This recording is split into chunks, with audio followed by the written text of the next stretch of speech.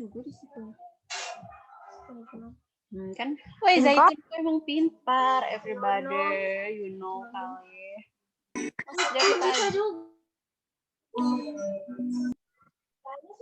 Siapa yang admin, guys? Ini Rapita ya yang admin yo. Rapita Putri Anggraini. Lah kau tuh lah masuk. Lah jangan tekan aku udah berjilbab. Ya ini. Astagfirullahaladzim. Anak umat. Matikan dulu, biar aku bisa nengok.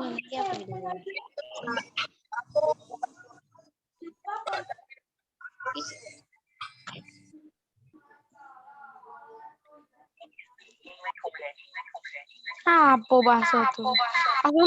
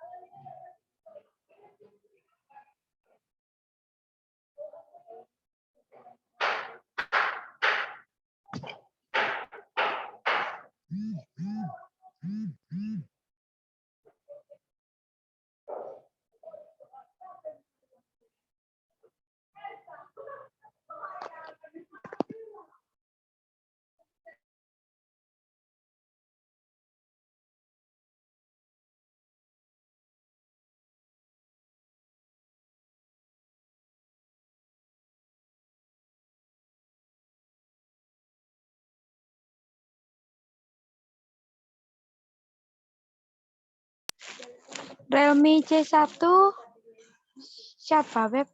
Guys, Aku Nyimas. oh Nimas. Presentasi Pi 3E Bapak apa?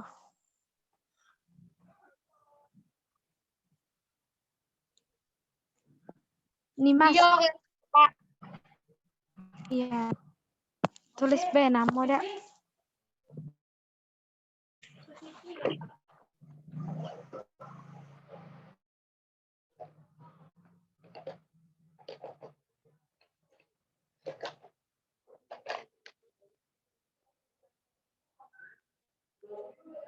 Masih di kampus kamu ya? Aku sudah balik ke asrama. Yo Kak Nur. Yo masih di kampus. Oh, oke.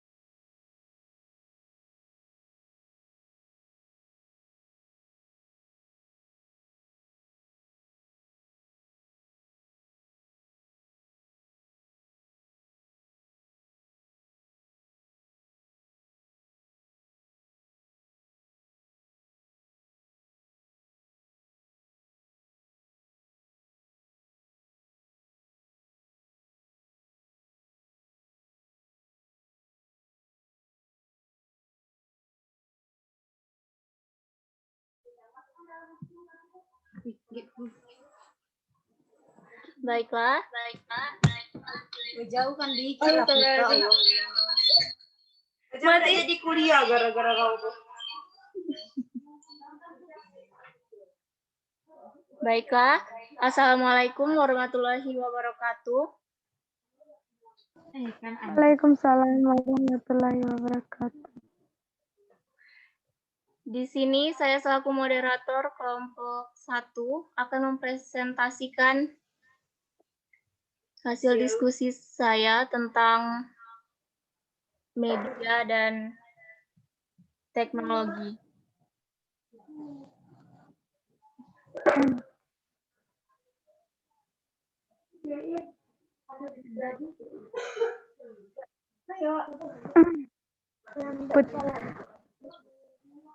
Di sini saya akan menjelaskan, membaca short story tentang Ustadz Hafiz. Ustadz Hafiz adalah guru di kelas 5 MI Nurul Huda Surabaya, kelas 5, merupakan kelas yang super aktif. Bentar ya, ibu kecak mana? Kelas 5 merupakan kelas yang super aktif, anak-anaknya tidak bisa diam, mendengarkan dan melihat. Ustadz Hafiz mengajar dengan menggunakan PowerPoint. Namun kelas tetap ramai sehingga materi yang diajarkan yang sesuai dengan RPP belum selesai diajarkan dalam 1 hari tersebut. Nah, kemudian di sini saya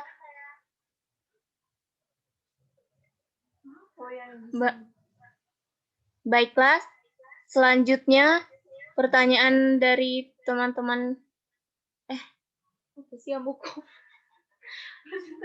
jawaban akibat dari proses pembelajaran yang di luar RPP itu akan disampaikan oleh teman saya kepada Saudari Puspita. Saya persilahkan.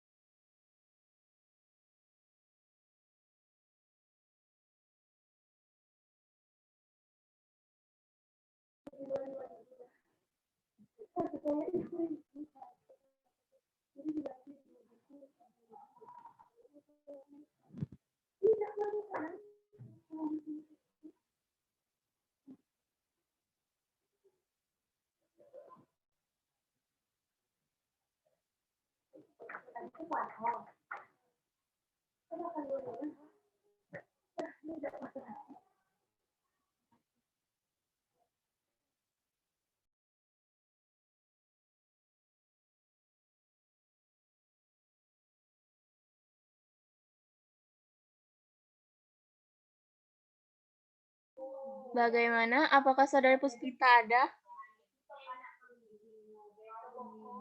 Aduh, Puspita Aryani. Puspita Aryani kan? Jika tidak ada, saya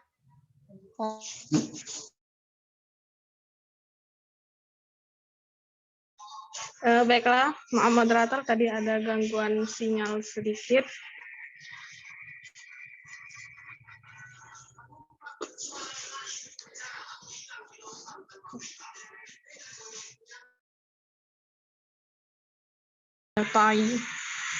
Di sini kan Ustadz Hafiz adalah guru di kelas 5 MI Nurul Huda Surabaya. Kelas 5 merupakan kelas yang super aktif, anak-anaknya tidak bisa diam, mendengarkan dan melihat.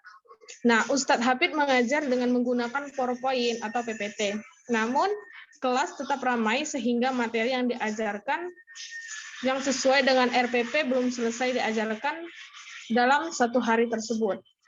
Nah, akibat dari proses pembelajaran yang di luar RPP tersebut, yang pertama itu pembelajaran yang dihasilkan kurang maksimal dan tidak sesuai dengan tujuan materi yang diajarkannya. Yang kedua itu, sebagai seorang guru akan terlihat kurang profesional. Yang ketiga, materi yang diberikan menjadi tidak tersusun.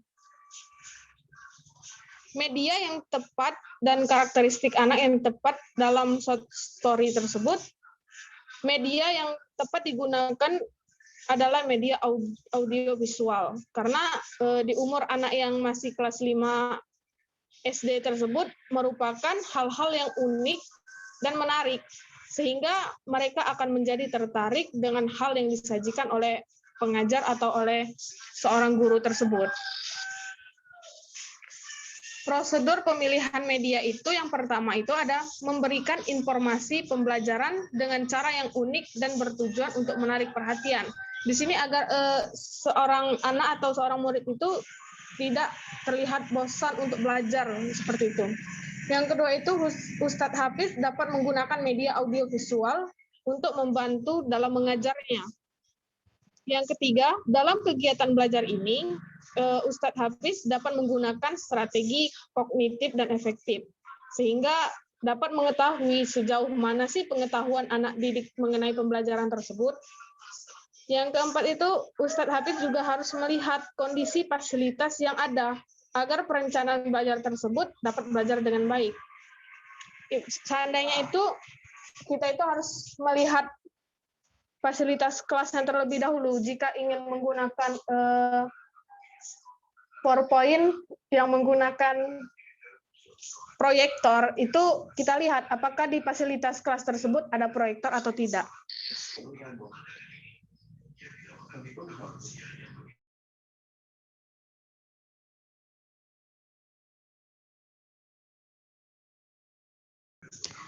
Selanjutnya itu ada pedoman media pembelajaran.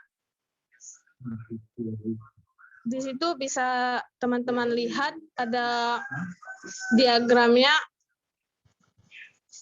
kompresesan, ada efek visual, efek suara, produk multimedia, perangkat lunak, video, animasi, grafik, teks, dan lain-lain ya. Selanjutnya itu ada media dan media pembelajaran. Nah, di sini media dan media pembelajaran itu berbeda. Media itu adalah sebuah alat saluran komunikasi. Dia merupakan alat yang dapat membantu dalam keperluan dan aktivitas, di mana sifat media tersebut dapat mempermudah bagi siapa saja yang memanfaatkannya. Media juga berfungsi untuk menghubungkan informasi dari satu pihak ke pihak lain. Nah, sedangkan media pembelajaran itu adalah segala sesuatu yang dapat digunakan untuk menyampaikan pesan atau informasi dalam proses belajar mengajar, sehingga dapat merangsang perhatian dan minat siswa untuk belajar, agar siswa tersebut tidak bosan dalam belajar. Mungkin sekian materi yang dapat saya sampaikan, saya kembalikan kepada moderator. Moderator kalian.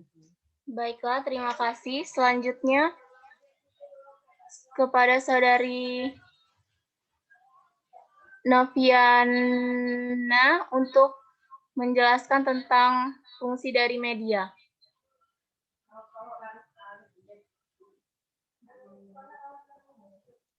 Baiklah, terima kasih kepada Saudari Rafita telah mengizinkan saya untuk menyampaikan materi selanjutnya.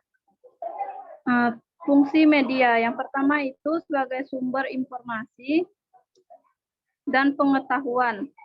Yang kedua yaitu sebagai untuk mengatasi keterbatasan ruang, waktu, dan kemampuan indera manusia. Yang ketiga, untuk hiburan dan pengalihan perhatian dari ketegangan sosial yang dimiliki seseorang. Yang keempat, sarana untuk mengapresiasi pendapat, ide, dan gagasan. Yang kelima, pendidikan yang memudahkan segala metode pembelajaran.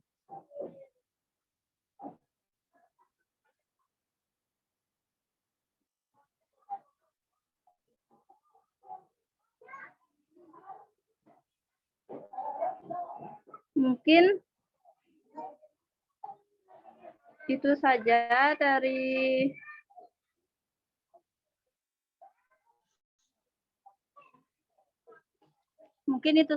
saya. Saya kembalikan kepada moderator. Baiklah, terima kasih Saudari Noviana yang telah menjelaskan tentang fungsi dari media. Selanjutnya, saya sendiri akan memberikan contoh dari media audiovisual yang dapat diterapkan dalam kelas Ustadz Hafiz. Contohnya seperti ini. Itu kok ada enggak ya tampil video? Video ada enggak? Lagi di cuci. Mungkin karena videonya tidak dapat diputar, jadi saya tidak. Udah bisa dong. Nah.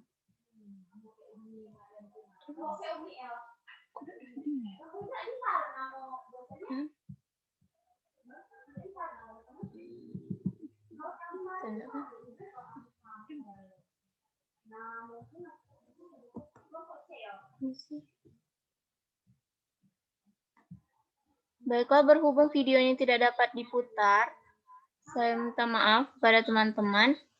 Jadi yang seharusnya saya putar itu video audio visual yang dimana menunjukkan cara untuk mengajar melalui tulisan dan juga gambar, dan juga ada juga video-videonya. Mungkin itu saja. Mungkin itu saja presentasi dari kami. Jika ada yang kurang, saya mohon maaf. Dan selanjutnya akan saya buka sesi pertanyaan ya. Saya mengambil 3 pertanyaan saja. Izin bertanya, moderator.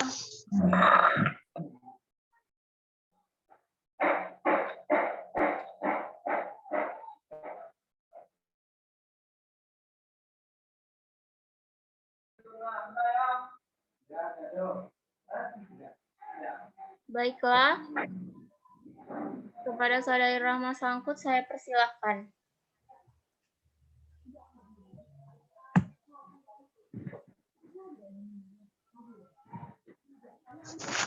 Baik, terima kasih kepada moderator yang telah memberikan kesempatan untuk saya bertanya.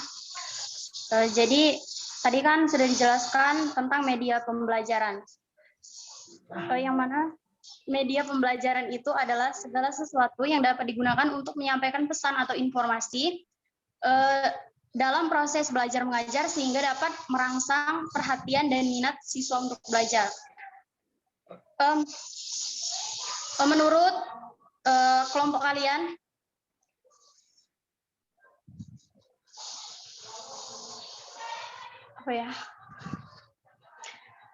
kesalahan apa saja yang sering terjadi dilakukan oleh guru yang membuat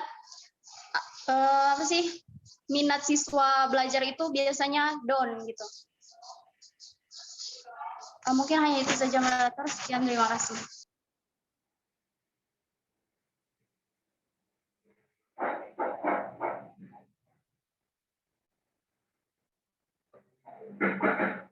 Baiklah, terima kasih kepada Saudari Rahma Sangkut yang telah memberikan pertanyaan kepada kelompok kami. Selanjutnya, apakah masih ada yang ingin bertanya?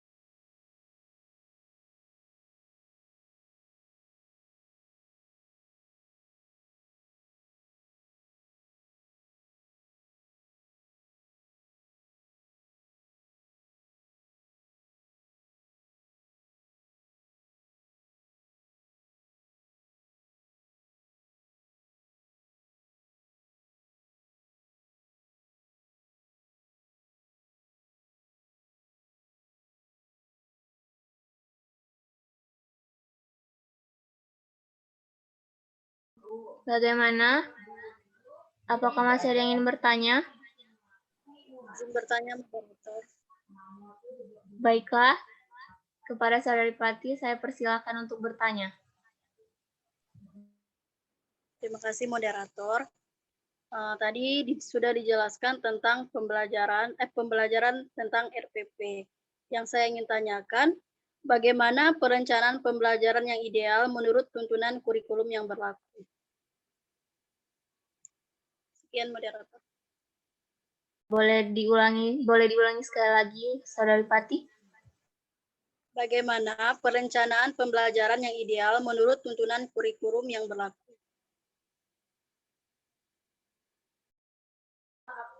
Baik, terima kasih, Saudari Rati. Apakah masih ada yang ingin bertanya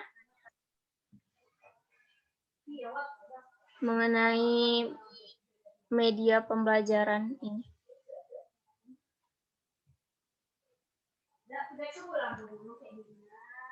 Jika tidak, kita tutup sesi pertanyaannya dan akan dijawab oleh teman-teman saya.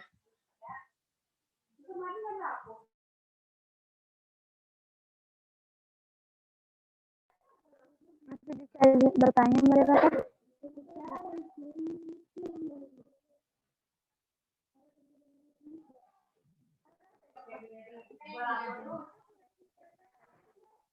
Baiklah, saya persilahkan yang ingin bertanya. Baiklah, saya Nelly Kusmita, izin bertanya. Tadi Saudari Putri sudah menjelaskan tentang media pembelajaran dapat dikelompokkan menjadi berapa klasifikasi tergantung dari sudut pandangnya. Tadi ada visual dan ada apa lagi tadi ya? Audiovisual. Banyak kan yang disampaikan Pak Saudari Puspitariani tadi. Nah, maaf Saudari Nelly, audionya kurang jelas, terputus-putus. Begini, apakah jelas suara saya? Kecil. Nggak ada suaranya, Nel. Ini lapu suaranya. Lapu suaranya Rapita. Nah, tadi Saudari Puspitariani sudah menjelaskan tentang media pembelajaran tadi dapat dijadikan berapa klasifikasi seperti media visual, terus efisien. Nah, di media pembelajaran dapat diklasifikasikan menjadi beberapa klasifikasi tergantung pada sudut pandangnya. Melihat klasifikasi media pembelajaran dilihat dari sudut sifat-sifat, dari kemampuan kejangkauannya, dan dari teknik pemakaiannya itu seperti apa, dan berikan contohnya masing-masing. Terima kasih. Baiklah, terima kasih Saudari Nelly.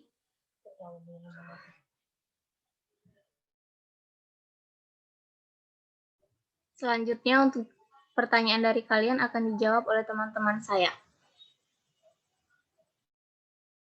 Izin menjawab pertanyaan dari Saudari Rama Sangkut, moderator. Baiklah, saya persilakan kepada Saudari Puspitariani.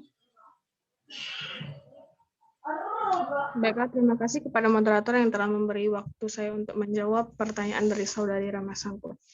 Di sini tadi kan Saudari Rama Sangkut menanyakan tentang media pembelajaran, itu kan. Yang artinya itu media pembelajaran adalah segala sesuatu yang dapat digunakan untuk menyampaikan pesan atau informasi dalam proses belajar mengajar, sehingga dapat merangsang perhatian dan minat siswa untuk belajar. Nah, di sini Saudari Rama Sangkut tadi menanyakan kesalahan apa saja yang sering dibuat oleh seorang tenaga pengajar yang sering membuat siswanya itu down atau merasa tidak semangat dalam belajar.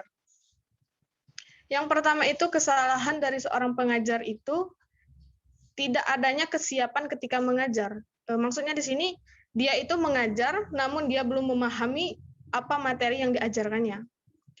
Yang kedua itu dia memaksakan peserta didik itu harus bisa memahami materi yang kita ajarkan. Di sini kan pernah tuh kan ada guru yang mengajarkan materi. Dia menanyakan kepada siswanya, anak-anak apakah sudah mengerti? Nah, gitu kan. Jadi seorang murid tadi itu menanyakan, ya sudah mengerti Bu, padahal dia tuh belum. Nah, ketika diuji mereka itu belum bisa gitu kan, memaksakan peserta didik harus bisa memahami materi yang dia ajarkan, padahal yang dia mengajarkan materi itu pun belum cukup, kurang jelas sih maksudnya gitu. Yang selanjutnya itu merasa diri paling pandai saat di kelas. Yang keempat itu tidak peka dengan perilaku peserta didik yang mengembangkan ketika sedang belajar. Itu kan ada guru yang dia tidak peka kepada seorang siswanya. Oh, siswa ini dia tuh mengerti tentang materi pembelajaran ini dan tidak mengerti dengan pembelajaran yang ini gitu kan. Guru itu ya bodoh amat gitu kan. Selanjutnya itu mengabaikan perbedaan peserta didik. Karena setiap peserta didik atau setiap individu seorang siswa itu berbeda-beda karakternya. Jadi pahami karakter siswa si A, oh begini, karakter siswa si B begini, dan siswa si C itu juga begini. Itu tenaga pengajar juga harus memahami perbedaan karakter individual. Yang selanjutnya itu memperlakukan peserta didik secara tidak adil. Nah, itu bisa dipahami mungkin memperlakukan tidak adil itu ibaratnya itu pilih kasih, seorang guru itu pilih kasih terhadap murid satu dan murid yang lain. Yang selanjutnya itu tidak sadar memberikan contoh tindakan kurang tepat pada peserta didik. Teman-teman pendidik merupakan contoh dan panutan bagi peserta didik itu. Tanpa disadari, tindakan guru adalah doktrin yang melekat pada peserta didik. Nah, di sini perlu teman-teman pendidik ketahui kan, peserta didik adalah penyontoh paling andal. Mereka mampu menyontohkan gaya guru menyampaikan materi dan bagaimana alur pikiran guru tersebut dalam memahami sebuah materi tersebut. Disitulah yang kesalahan guru sering perbuat, sehingga siswanya itu merasa down dan tidak semangat dalam belajar. Mungkin sekian yang dapat saya sampaikan, saya kembalikan kepada moderator.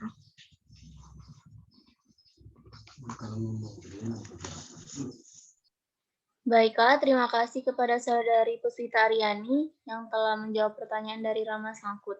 Kita kembalikan kepada Rama Sangkut, apakah sudah dapat dimengerti?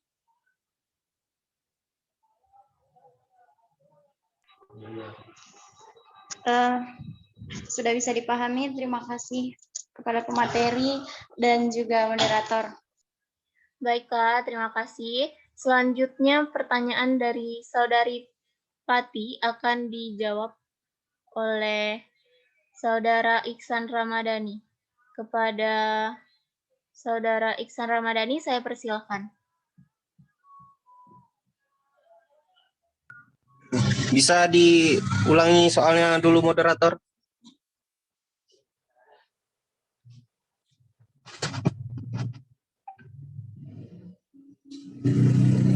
Soalnya tadi,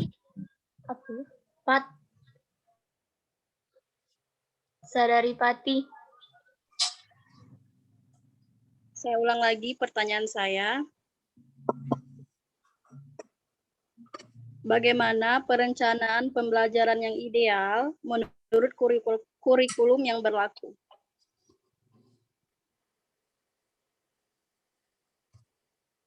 Itu ya.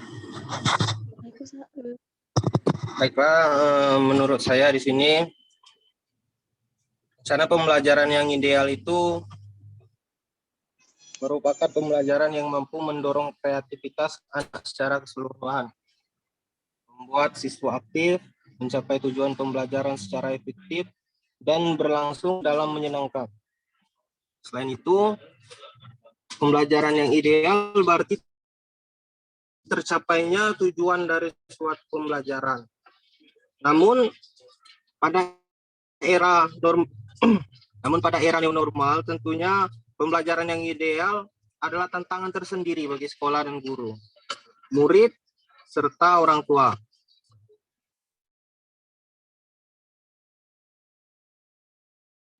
Karena pembelajaran harus padahal selama ini terbiasa bertemu, melakukan pembelajaran dengan bertatap muka. Pada era sekarang ini, dalam dunia pendidikan yang akan mulai terrealisasi sepenuhnya dengan tahun ajaran baru, perlu adanya persiapan dari semua stakeholder di dunia pendidikan itu. Selain itu, perlu adanya sosialisasi dan diskusi oleh sekolah, guru, orang tua, yang akan memonitori pembelajaran siswa di rumah.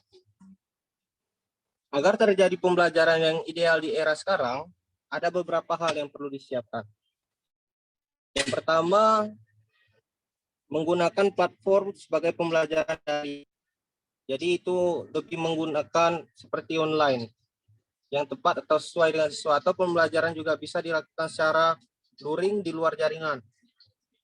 Mungkin yang kedua, memberikan tugas evaluasi yang memberatkan siswa, tetapi tetap sesuai dengan belajar. Kemudian yang ketiga, menentukan kembali capaian pembelajaran, rencana pelaksanaan pembelajaran RPP, tidak total, namun cukup dengan menentukan kembali capaian pembelajaran dapat disampaikan secara learning dan mana yang tidak. Kemudian yang keempat, menentukan metode dan platform asesmen yang pembelajaran. Kemudian yang kelima, untuk pembelajaran daring, perhatikan waktu yang sesuai dengan tingkat kemampuan efektif dan kemampuan metakognitif siswa. Begitu juga dalam pemberian tugas. Tugas yang menyita waktu dapat membuat beban belajar siswa menjadi jauh lebih tinggi, kan?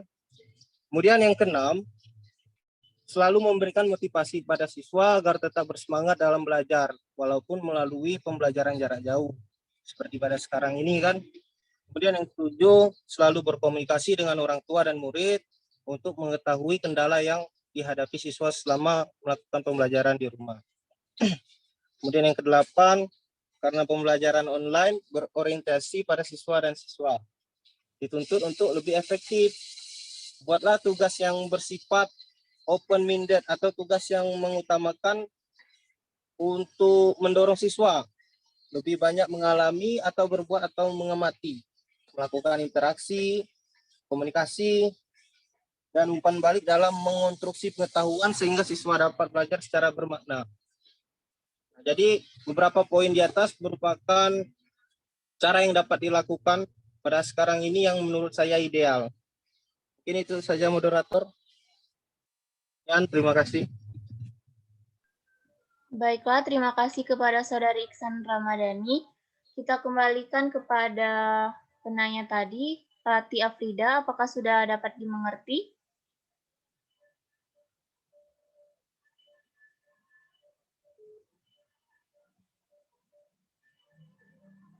Bagaimana Saudari Pati?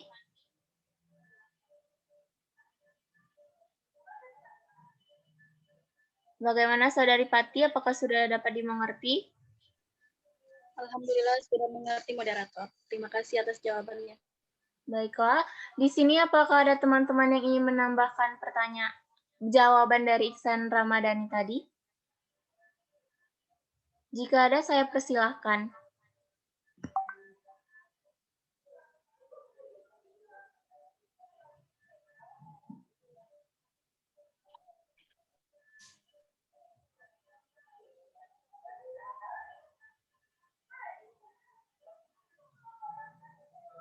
Apakah ada yang ingin menambahkan atau menyanggah pertanyaan jawaban dari Iksan Ramadhani tadi?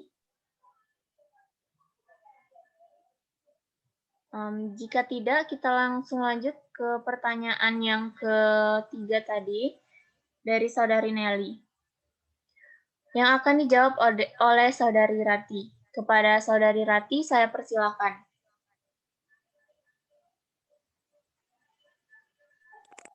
Baik, terima kasih moderator. Pertanyaan dari tadi, media pembelajaran dapat diklasifikasikan menjadi beberapa klasifikasi tergantung dari sudut mana melihatnya. Klasifikasi media pembelajaran dilihat dari sifatnya, dari kemampuan jangkauannya, dan dari teknik pemakaiannya beserta contohnya. Baiklah, dilihat dari sifatnya, media dibagi ke dalam 3 kelompok. Yang pertama tadi media auditif, yaitu media yang hanya dapat didengar saja, atau media yang hanya memiliki unsur suara. Contohnya seperti radio, tape recorder, kaset, piringan hitam, dan rekaman suara. Yang kedua yaitu media visual, yaitu media yang hanya dapat dilihat saja, tidak mengandung unsur suara. Beberapa hal yang termasuk ke dalam media ini contohnya seperti film slide, foto, transparansi, lukisan, gambar, dan berbagai bentuk bahan yang dicetak seperti media grafis dan lain sebagainya. Yang ketiga yaitu media audio visual, yaitu jenis media yang selain mengandung unsur suara juga mengandung unsur gambar yang dapat dilihat seperti misalnya rekaman video, berbagai ukuran film, slide suara, dan lain sebagainya. Kemampuan media ini dianggap lebih baik dan lebih menarik sebab mengandung kedua unsur jenis media yang pertama dan kedua. Terus dilihat dari kemampuan jangkauannya. Ini dua. Yang pertama, media memiliki daya liput yang luas dan serentak seperti radio dan televisi. Melalui media ini, siswa dapat mempelajari hal-hal atau kejadian-kejadian yang aktual secara serentak tanpa harus menggunakan ruangan khusus. Yang kedua yaitu media yang mempunyai daya liput yang terbatas oleh ruang dan waktu seperti film slide, film video, dan lain sebagainya. Yang terakhir itu dilihat dari cara atau teknik pemakaiannya. Ini dapat dibedakan menjadi dua. Yang pertama, media yang diproyeksikan seperti live, transparansi, komputer, dan lain sebagainya.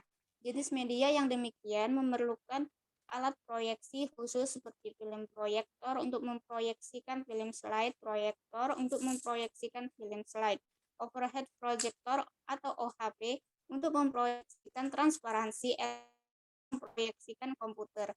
Tanpa dukungan alat proyeksi semacam ini, maka media semacam ini akan kurang berfungsi.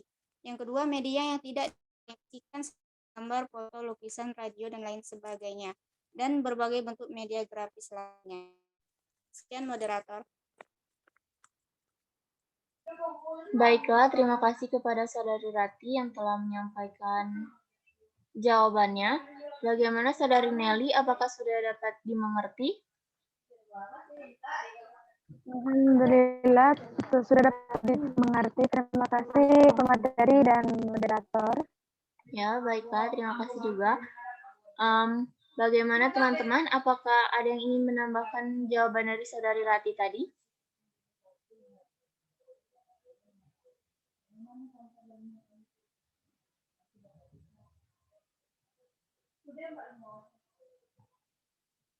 Sepertinya tidak ada lagi yang ingin menambahkan jawaban dari teman-teman tadi.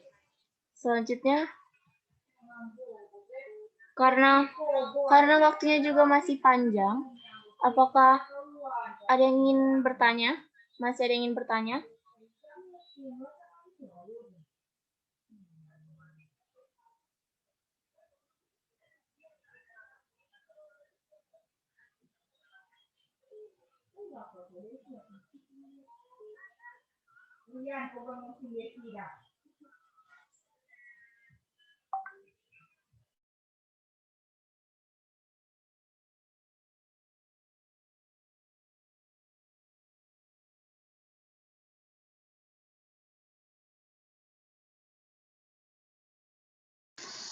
Izin bertanya, moderator. Baiklah, kepada Saudari Rahma Sangkut, saya persilahkan.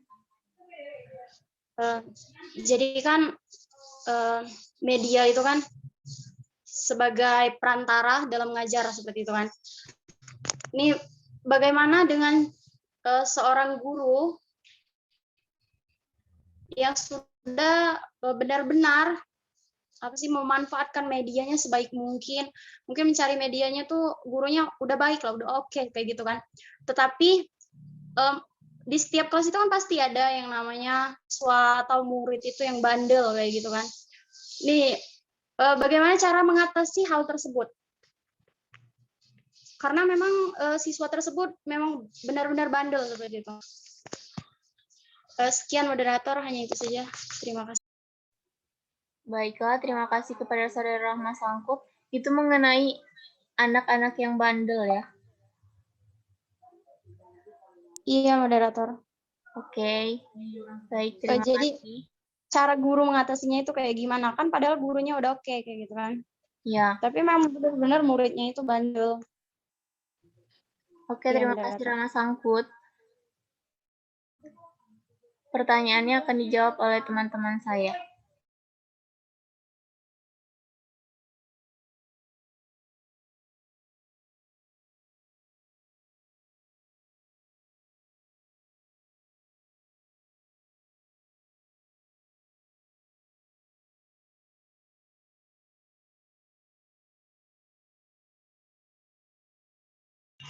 Izin menjawab, moderator. Baiklah, kepada Saudari Puspita, saya persilakan untuk menjawab pertanyaan dari Rahma Sangkut. Saudari Rahma Sangkut tadi menanyakan bagaimana dengan seorang guru yang telah memanfaatkan media dengan baik, namun ada seorang siswa ya mungkin yang susah diatur gitu kan. Nah, di sini ada beberapa cara efektif untuk siswa yang nakal atau susah diatur itu. Yang pertama itu tidak mengecapnya dengan sebutan anak nakal. Karena label anak nakal yang orang tua berikan atau seorang guru berikan tanpa disadari bisa melukai hati si siswa tersebut. Yang selanjutnya itu memberikan contoh yang baik. Cara mendidik yang paling efektif adalah dengan memberikan teladan lewat perilaku sehari-hari. Lewat nasihat, namun berikan contoh yang baik, sopan, seperti itu kan.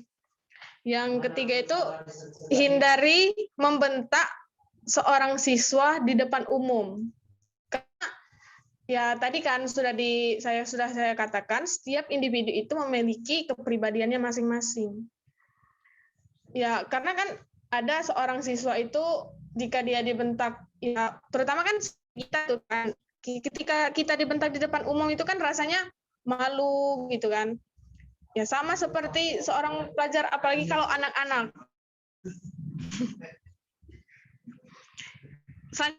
Buat aturan dan beri yang tegas. Ya saat kita mengajar, seandainya kita kan seorang tenaga pengajar juga kan. Jadi kita itu harus memberi aturan dan sanksi yang tegas bagi seorang siswa. Seandainya ketika saya mengajar itu tidak boleh ribut. Kalau seandainya kalian ribut, saya akan memberi sanksi kalian gitu kan. Jangan terlalu sering memberi toleransi kepada seorang siswa tersebut. Karena seorang siswa itu jika terus-menerus diberi toleransi, dia akan semakin membesarkan kepala ya, mungkin semakin nakal, dia tidak akan menurut karena dia berpikir walaupun saya nakal ini seorang guru itu akan memberi saya toleransi, tidak apa-apa gitu kan. Jadi kalau kita terlalu sering memberi toleransi, seorang siswa itu akan semakin nakal gitu. Mungkin sekian yang dapat saya sampaikan, moderator. Terima kasih. Baiklah, terima kasih kepada Saudari Puspita Aryani yang telah menjawab pertanyaan dari Saudari Rahma Sangkut. Kita kembalikan kepada Saudari Rahma Sangkut, apakah sudah jelas atau sudah dapat dipahami? Sedikit menyangga, moderator. Ya. Untuk yang jawaban yang pertama tadi tentang mengecap seorang siswa itu nakal itu kan.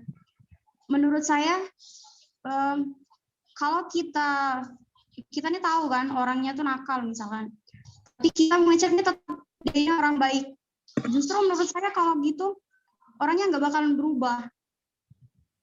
Harusnya ya seseorang itu biasanya kan kalau udah dicap kayak gini biasanya pasti akan introspeksi diri. Oh saya ini kayak gini nakal kayak gitu kan. Ini merugikan itu kayak gimana, pokoknya pasti berpikiran kan. Mungkin hanya itu saja, moderator. Sekian, terima kasih. Oke, terima kasih kepada Saudari Rahma Sangkut. Bagaimana teman-teman? Apakah ada yang ingin menambahkan jawaban dari Saudari Puspita tadi?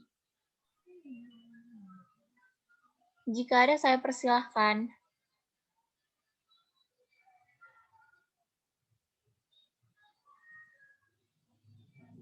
Oke, sepertinya tidak ada. Bagaimana Saudari Niken, apakah ada yang ingin bertanya lagi? Bertanya moderator. Baiklah.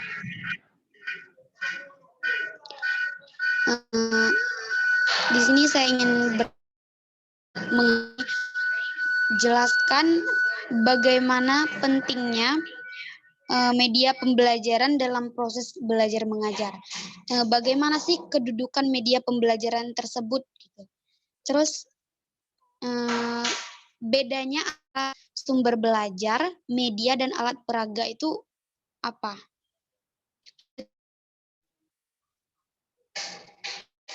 Boleh diulangi yang terakhir, Saudari Niken? Yang terakhir, perbedaan antara sumber belajar, media, dan alat peraga itu apa?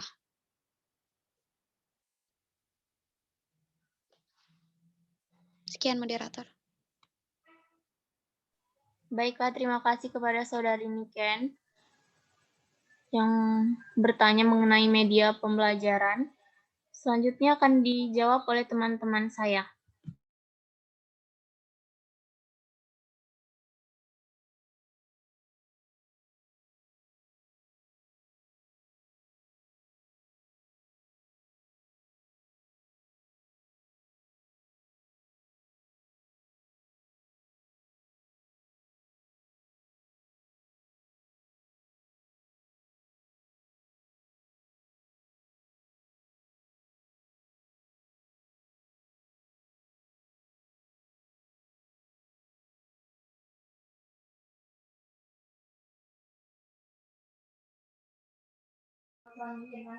Jika teman-teman ada yang ingin menjawab pertanyaan dari Niken tadi, saya persilahkan.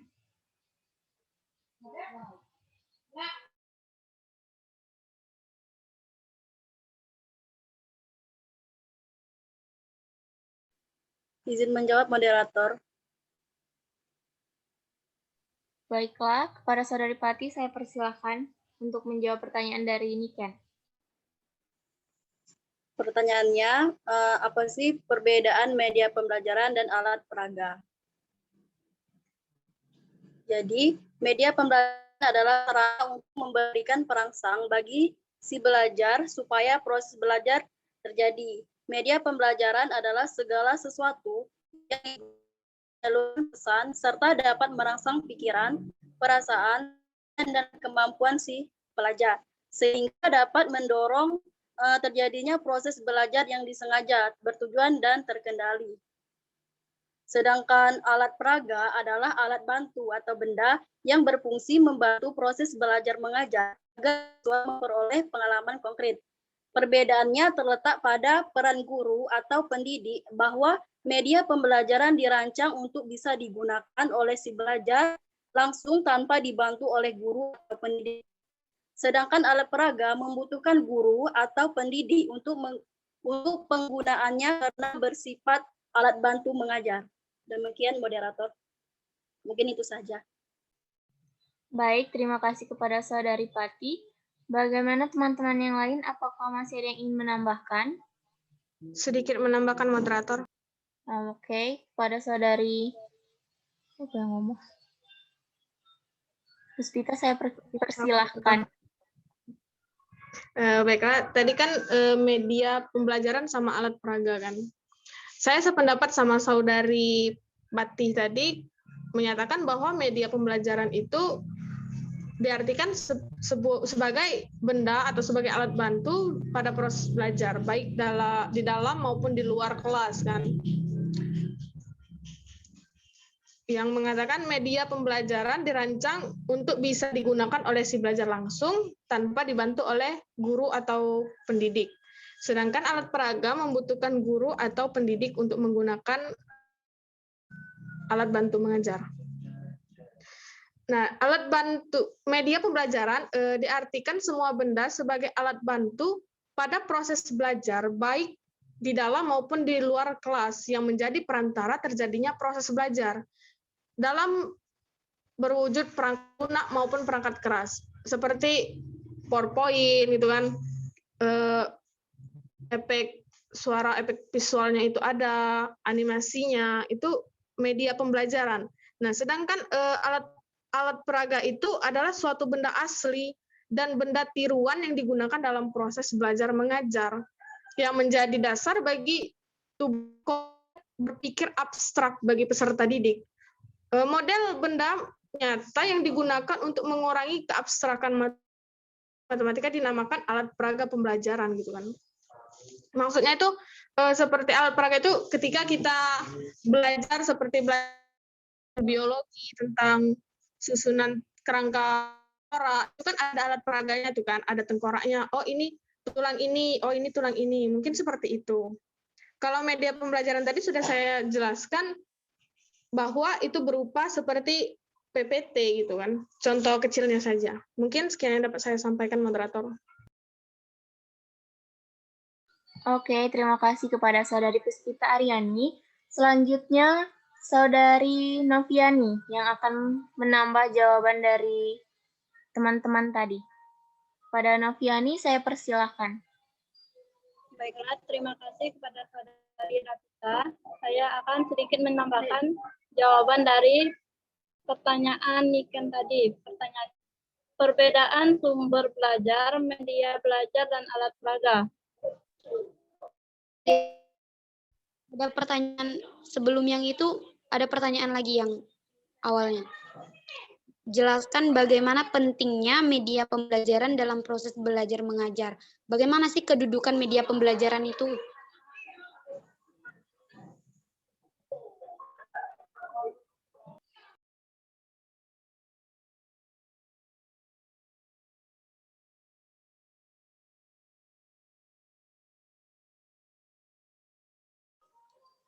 Oke, sebelum itu tadi, Niken telah bertanya mengenai bagaimana kedudukan media pembelajaran dalam proses belajar.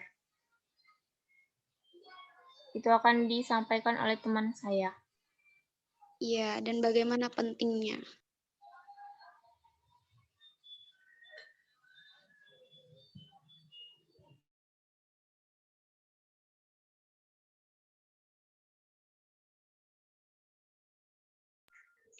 Mohon bisa diulangi pertanyaan yang pertama tadi, moderator? Pertanyaan pertama tadi itu bagaimana kedudukan media pembelajaran dalam proses belajar dan apa pentingnya media pembelajaran?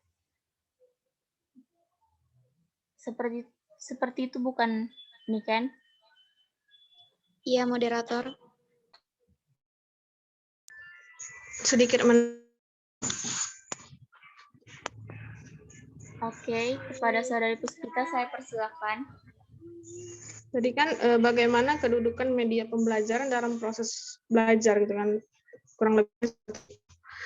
Media pembelajaran itu merupakan salah satu komponen pendukung keberhasilan proses belajar mengajar. Jadi fungsi media dalam pembelajaran itu sebagai alat bantu untuk memperjelaskan pesan yang disampaikan oleh guru. Nah, media juga berfungsi pembelajaran individual di mana kedudukan media sepenuhnya melayani kebutuhan belajar siswa.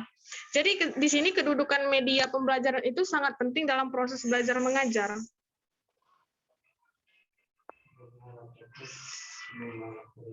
Karena di sini media pembelajaran itu berfungsi untuk menjelaskan atau memvisualisasikan suatu materi yang sulit dipahami jika hanya menggunakan ucapan verbal. Misalnya penjelasan tentang siklus air, sistem pencernaan, atau sistem pernapasan pada manusia. Itu kan membutuhkan media pembelajaran. Yang berupa tadi seperti video gitu kan yang ditampilkan. Mungkin seperti itu kurang lebihnya, moderator. Saya kembalikan kepada moderator. Oke, terima kasih Saudari Puspita. Bagaimana Saudari Novi? Apakah ingin menambahkan? Baik, moderator. Oke. Kedudukan media di dalam pembelajaran. Poinnya tadi kan di dalam pembelajaran nih kan. Itu seperti yang dapat kita lihat sekarang itu sangat penting baik di SD, SMP, SMA maupun Karena media seperti yang dijelaskan oleh Puspita tadi, seperti PowerPoint, Word, Excel, dan sebagai perangkat lunak lainnya itu memang sangat-sangat penting di dalam media pembelajaran. Nah, kan tadi itu ada keterkaitannya dengan sekolah yang tidak memiliki media tersebut. Maka sekolah atau perguruan tinggi yang tidak menggunakan media itu akan ketertinggalan zaman. Karena mengapa saya bilang begitu? Karena pada dasarnya semakin berkembangnya zaman, maka yang diperlukan sekarang oleh para guru terutama itu adalah media pembelajaran. Jadi sangat diutamakan bahwa setiap guru atau mahasiswanya harus mengerti komputer, media, dan alat pelengkap lainnya. Karena itu sangat penting, dan di dalam pembelajaran itu poinnya utama adalah alat perangkatnya. Dengan alat perangkat yang digunakan, maka semua siswa akan lebih mudah untuk memahami materi yang disampaikan oleh para pesertanya, seperti itu. Terutama bagi yang misalkan yang kurang paham materi, maka dia akan seperti video. Presentasi yang divideokan, maka dia akan lebih bisa mengulangi lagi materi yang diajarkan dahulunya. Jadi bisa direview lagi. Seperti itu. Terima kasih, moderator. Oke, terima kasih kepada Saudari Novi yang telah menambahkan jawaban dari Puspita tadi. Apakah teman-teman masih ada yang ingin menambahkan? Jika tidak, kita akan tutup. Kita kembalikan kepada Niken dulu ya yang bertanya tadi. Bagaimana Saudari Niken? Apakah sudah dapat dipahami? Iya, moderator. Alhamdulillah sudah bisa dipahami. Terima kasih kepada teman-teman semuanya yang sudah membantu menjawab. Oke, terima kasih juga. Oke, selanjutnya sepertinya tidak ada lagi yang ingin menambahkan atau bertanya lagi. Kita langsung tutup aja sesi diskusi kita pada hari ini mengenai media pembelajaran.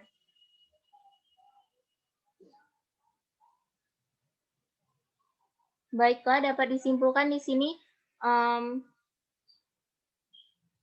media pembelajaran dan karakteristik yang tepat pada kelas Ustadz Hafiz itu yaitu menggunakan media audio visual.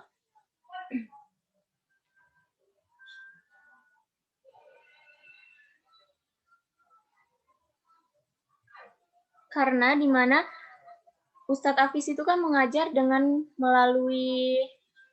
menggunakan PowerPoint. Sedangkan siswa dan siswinya itu tidak mendengarkan atau malah asik dengan dunia mereka sendiri. Sehingga cara yang tepat untuk menanggulanginya itu menggunakan media audiovisual yang dimana Ustadz Hafiz itu harus menampilkan video-video juga sehingga anak-anak itu tidak akan bosan dengan PowerPoint yang biasa saja. Mungkin itu saja dari kelompok kami mengenai media pembelajaran itu tadi. Saya Rafita Putri Anggraini selaku moderator meminta maaf apabila terdapat kesalahan kata dan juga perilaku. Dan kepada Allah saya mohon ampun. Saya akhiri. Wassalamualaikum warahmatullahi wabarakatuh. Waalaikumsalam warahmatullahi wabarakatuh.